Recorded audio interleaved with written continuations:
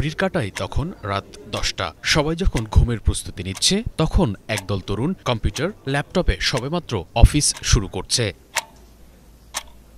সময় বিবেচনায় আপাতদৃষ্টিতে বিদেশি কোনো প্রতিষ্ঠান মনে হলেও তা নয়, বরং দেশীয় এই প্রতিষ্ঠানটি বাংলাদেশ থেকেই আমেরিকার স্বাস্থ্য খাতের গুরুত্বপূর্ণ কাজ করছে। সময়ের বিবেচনায় বিজনেস প্রসেস অটোমেশন বা বিপিও খাতে গুরুত্বপূর্ণ পরিবর্তন এসেছে। এখন বিপিও শুধুমাত্র কলিং সার্ভিসেই সীমাবদ্ধ নয়, এই খাতে যুক্ত হয়েছে video editing, graphics design, data অ্যানালিটিক্সের মতো কাজ। সময়ের বাধা এড়িয়ে দেশে বসে যুক্তরাষ্ট্রের মতো উন্নত দেশের স্বাস্থ্য খাতে কাজ করতে পেরে উচ্ছ্বসিত এই তরুণরা বলছেন, ভারত ও ভিয়েতনামের সাথে ফ্রিল্যান্সিং খাতে প্রতিযোগিতায় টিকতে হলে নিজেকে আপস্কিলিংয়ের কোনো বিকল্প নেই, পাশাপাশি খুঁজতে হবে নতুন কাজের বাজার। আমাদের শুরুটা হয়েছিল স্কাইপিং দিয়ে, যে ডক্টর পেশেন্টের মধ্যে যে কথোপকথন হচ্ছে সেটাকে টাইপ করে একটা জায়গায় স্টোর করা। এখন কিন্তু আমরা কাজ করছি হচ্ছে ডেটা অ্যানালাইসিস বা রেভিনিউ সাইকেল ম্যানেজমেন্টের মতো আরও ক্রিটিক্যাল কাজগুলোতে। সো সামনে হয়তো ইন্ডাস্ট্রি আরও বড় হবে, আরও অনেক রোলস যেগুলো বিপিওর ভিতরে চলে আসবে। Upskilling yourself. So English is of course important, but I don't think that's the only thing. In this stage, data নিয়ে কাজ করা, to understand data, to manipulate data, to be able to present.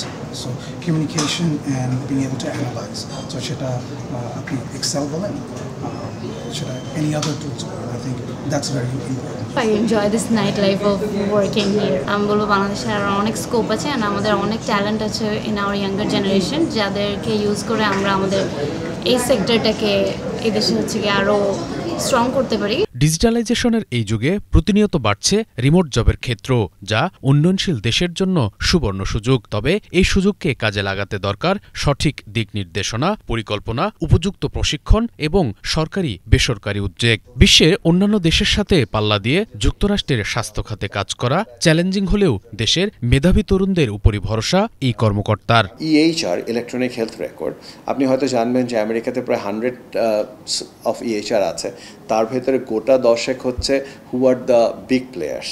এখন আমরা নতুন এই সেক্টরটাতে এসছি। কেন এসছি? বিকজ আমরা মেডিকেল ডকুমেন্টেশন করছি, আমরা রেভিনিউ সাইকেল ম্যানেজমেন্ট করছি।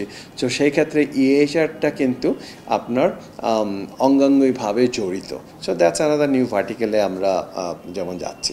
সো next few years আমাদের ফোকাস থাকবে this revenue cycle and data analytics, and will see where the next big opportunity where we can go. বাংলাদেশে আপনি যেটা জানেন যে more than 1,000 people we have here.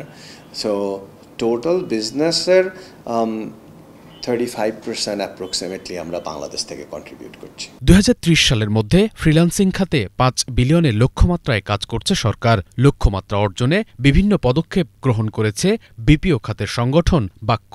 এজন্য ফ্রিল্যান্সারদের ID card, incentive প্রদান এবং কমিউনিকেশন স্কিল বাড়ানোর উপরে জোর বাক্যর।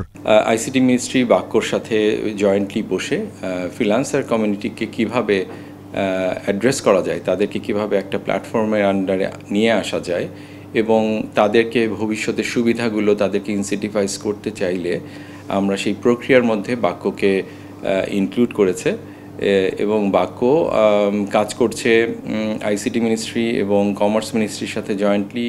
শুভ ইসলাম, বাংলা ভিশন, ঢাকা।